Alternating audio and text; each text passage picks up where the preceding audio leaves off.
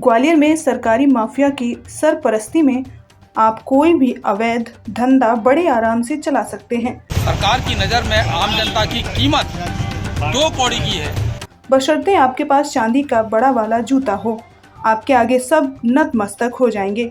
यदि आपके पास सत्ता से जुड़े हुए लोगों की जुगाड़ हो, इसका एक बड़ा उदाहरण ग्वालियर में देखने को मिला। इसका सीधा उदाहरण ये देखने को मिला है कि कुछ दिन पहले बड़े गार्डन जो ग्वालियर में हैं उन पर आग लगी और वो गार्डन अवैध रूप से चल रहे थे।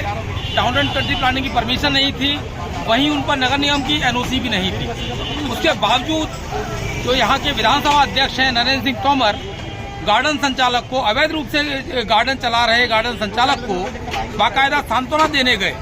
जहां अवैध और बिना अनुमति चल रहे गार्डनों को नगर निगम के प्रशासनिक माफिया की सरपरस्ती हासिल थी, वे बदस्तूर चल रहे हैं और उनमें शादियां भी हो रही हैं।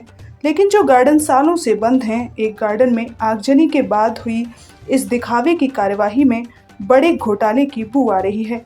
और सबसे अहम बात यह है कि ग्वालियर में 200 से ज्यादा गार्डन, मैरिज गार्डन अवैध रूप से चल रहे हैं। ना उन पर टाउन एंड कंट्री प्लानिंग की परमिशन है और ना ही नगर निगम की कोई अनुमति। मेरे साथ तमाम सारे लोग मौजूद हैं जिनसे सवाल करते हैं, क्योंकि आज सोशल ऑडिट में यही सवाल है कि क्या जनता की जान क्या नेताओं से कीमती है या पैसा जनता की जान पर हावी है।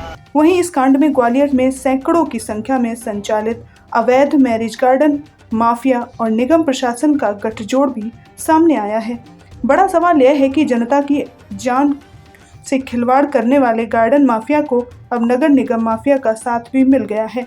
जनता को अपने जान माल की सुरक्षा खुद करनी होगी, क्योंकि जिला प्रशासन और नगर निगम द्वारा उसकी सुपारी अवैध मैरिज गार्डन माफिया को दी जा चुकी है। किस तरह देखते हैं, चूंकि जो गार्डन सील थे उन पर कार्रवाई कर दी गई, काफी समय से जो है बंद थे वो उनको सील कर दिया गया नगर निगम द्वारा और दिखावे की कार्रवाई की गई। अब चूंकि साफ तौर पर जब आग लगी तो 300 से ज्यादा लोग वहाँ पर फंसे और जो सत्ताधारी नेता हैं वो उनके आंसू पोंछने के लिए चले गए, जो अवैध रूप से गार्डन चला रहे हैं। ये आदिवासी लोगों की सरकार है, ये अपनी मनमर्जी से जो चाहे नाजायज कितना भी हो उसको वो चालू रखना उनके धर्म में आता है। जो सही चीज़ हो तो सबके लिए एक जैसी होना चाहिए। कुछ के लिए कार्रवाई की गई, कुछ के लिए नहीं की गई, ये पूरी तरह से अवैध है। सब जो कार्रवाई हो तो सभी के लिए होने तो नहीं होने नहीं चाहिए। अभी तक क्यों नहीं हुई? एक बड़ा सवाल ये है कि क्या पैसे से ज़्यादा जनता की जान की कीमत कोई नहीं है? पैसे के आगे कोई जनता की कोई वो नहीं है। कोई उनके जीवन से, जनता के जीवन से उनको कोई बोलेगा। जनता की सुविधा के लिए भी कोई काम कर रहे हैं, उस सुविधा से विमुक्त हो रहे कर रहे हैं ये लोग। क्या लगता है कि जो प्रशासन है वो माफिया के तौर पर गार्डन संचालकों, जो अवैध गार्डन संचालक के करोड़ों रुपए कमाते हैं हर साल, उन पर क्या माफिया की तरह प्रशासन साथ दे रहा है कि गार्डन माफिया बन चुका है कुछ बड़ा? गार्डन वाले क्या माफिया तो सरकार बन रही है, जो अवैध रूप से परमिशनें दे रही हैं या अवैध रूप से उनको संचालित कर रही हैं या फिर किसी भी तरीके के प्रलोभन दे के उनको अपनी पार्टी में शामिल कर उनको साफ सफाई धुलाई की जाती है। बिल्कुल, तो यहाँ पर साफ सफाई की यदि बात की जाए तो स्वच्छता एक अलग मैटर है, लेकिन सबसे अहम बात यह है कि जो अवैध गार्डन चल रहे हैं उन पर जो है लगाम नहीं लग रही है। क्या लगता है आपको? क्या आप बताएं किस तरह देखते हैं, चूँकि लगातार इस तरह के जो अवैध गार्डन हैं वो शहर में संचालित है और जो गार्डन माफिया जो करोड़ों रुपए का व्यापार एक बन चुका है ये, और किस तरह देखते हैं? मैं समझता हूँ शासन के संरक्षण में ये व्यापार पनप रहा है। अगर शासन कड़ी कार्रवाई करे और उन पर प्रॉपर बात रखे तो ये जो वहाँ अनियमितताएँ हैं, जो वहाँ कमियाँ हैं, उनको जिससे जो घटना घटती है वो दूर की जा सकती है। लेकिन शासन इस पर ध्यान नहीं देता।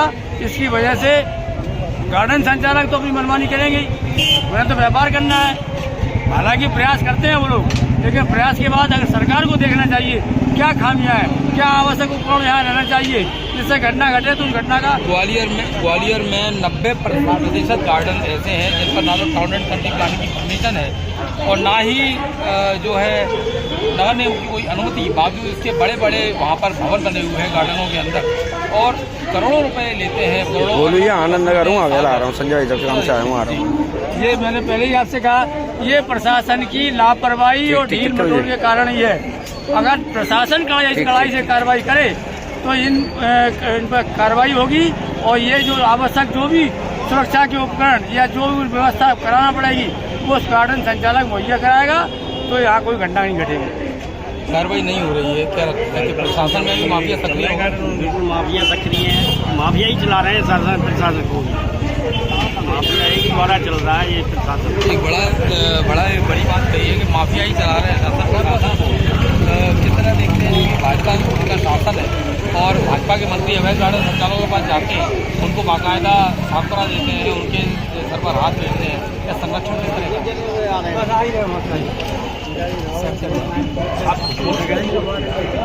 चलिए उनको समझ नहीं पाया। लेकिन सबसे अहम बात यह है कि गार्डन संचालक किस तरह से जो प्रशासनिक माफिया के दम पर और राजनीतिक रसूख के दम पर किस तरह से जो है लोगों की जान खतरे में डाल रहे हैं, एक बड़ा सवाल है।